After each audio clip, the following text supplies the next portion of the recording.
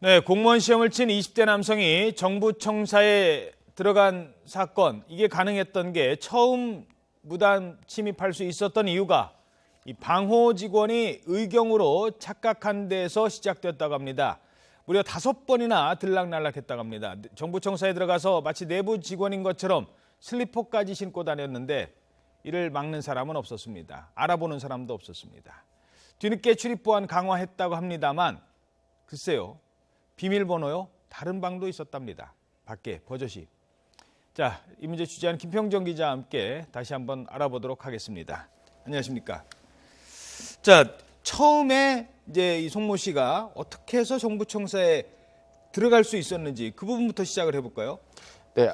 많은 분들이 이제 처음에 도대체 어떻게 들어갔느냐 이게 굉장히 궁금하셨을 텐데 예. 처음에 의경들을 따라 들어가면서 그 무사 통과가 됐습니다. 의경을 따라가면? 네, 맞습니다. 예. 처음 침입한 날짜가 2월 28일인데 시험을 치기 전에 시험지를 빼내려고 이제 정부 청사를 갔습니다. 근데 예. 주변을 돌아다니면서 이제 봤는데 CCTV도 많고 그리고 지키는 사람도 많으니까 강 이걸 넘기도 어렵고. 그렇습니다. 예. 다음은 도저히 못 넘겠다 이렇게 싶어서 이제 지켜보고 있었는데 후문 쪽을 보니까 사람들이 이렇게 많이 들어가는 것을 발견했습니다. 그런데 보니까 사람들이 들어가는데 뒤따라가는 사람이 있으니까 근데 그 사람한테도 계속 문을 열어주더라 이런 것을 앞에 사람이 들어갈 수 있는 사람이 들어가면 뒤에 오는 사람 바짝 붙여오면 그냥 그 사람도 무사 통과군요. 네, 맞습니다. 그걸 발견하고 이제 자기도 이제 따라 들어간 거죠. 그래서 이제 무사 통과가 됐습니다. 이제 그때 그 일요일이었는데 그날이 의경들이 외출이나 외박을 하고 복귀하는 시간대였거든요. 저녁 예. 시간대였는데 그래서 경찰이 이제 그 송모 씨가 머리도 짧고 젊기 때문에 26살밖에 안 됐습니다. 젊기 때문에 직원이 의경으로 착각해서 이제 열어준 것이 아닌가 그렇게 보고 있습니다. 자, 뭐 의경인 척하고 무사히 들어갔다고 합니다만 그건 정문 얘기고요. 정문 들어가도 또 출입문 띡띡 그거 삑 하는 그 게이트 나오잖아요. 그건 어떻게 통과를 했습니까? 예, 이제 거기서 이제 문제가 발생하는데 건물을 들어가니까 또 찍어야 되는 거죠. 예. 그래서 출입증이 필요하겠다 이제 싶어서 이제 살펴보니까 체력 단련장이 1층에 있었습니다. 이제 체력 단련장으로 이제 들어가서 락커를 발견을 했는데 거기에 그 옷을 보관해 둔 사람들 옷에서 이제 출입증을 훔쳤습니다. 출입증을 훔쳐서 사무실로 올라갔는데 이 첫날은 사무실이 잠겨 있어서 들어가지 못했고요. 예. 그래서 이제 시험 치기 전에는 시험지를 못 훔쳤습니다. 원래는 이제 시험지를 먼저 훔치려고 했었는데 그건 실패를 했죠. 네, 맞습니다.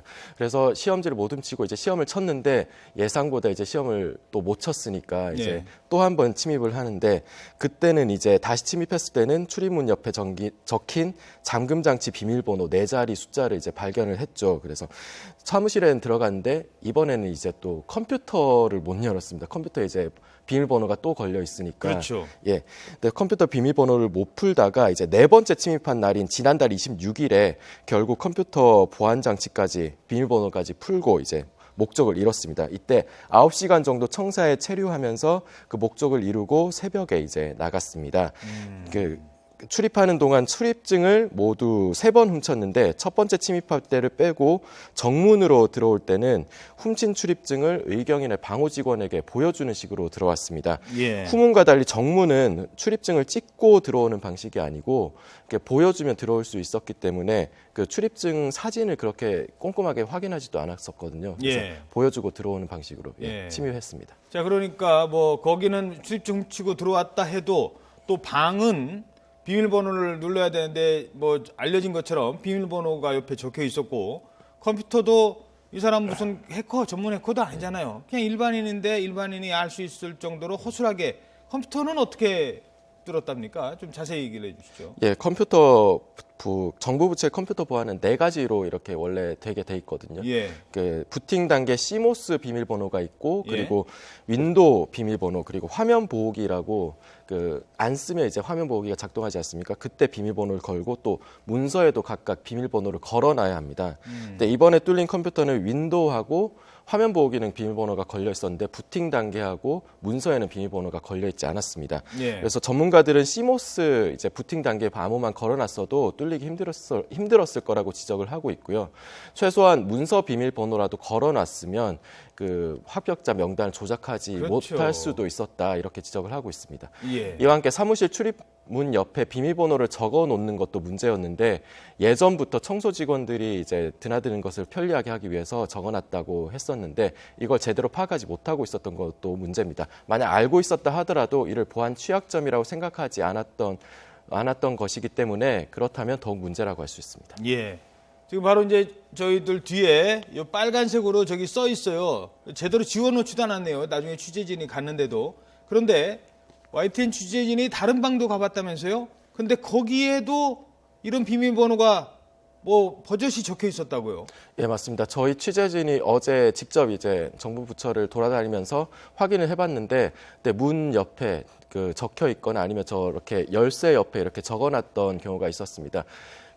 분명히 저 지우고 문제를 해결하겠다고 했는데 정부 보안을 더 강화하겠다고 대책을 내놨는데도 지금도 버젓이 적혀 있는 방들이 있었고요. 그리고 경찰 수사를 의뢰하기 전에 부랴부랴 지시하느라고 아마 고위 공무원 방을 비롯해서 일부 남아 있었던 것 같습니다. 예. 네, 그런데 그렇다고 하더라도 아직까지 대책이 제대로 이루어지지 않았다고 볼 수 있는 부분이었고요. 그리고 이번 사건이 일어나면서 정부 부처에서는 청사 보안 강화 TF를 만들어서 다음 달까지 종합 대책을 마련하겠다고 발표를 했습니다. 출입 절차하고 경비 그리고 보안 시설, PC 보안 실태를 점검해서 이제 다음 달까지 종합 대책을 마련할 방침인데 이 중에 신분증 인식이 아니고 출입자 지문 대조 같은 생체 인식 도입 방안도 이제 검토를 하고 있습니다.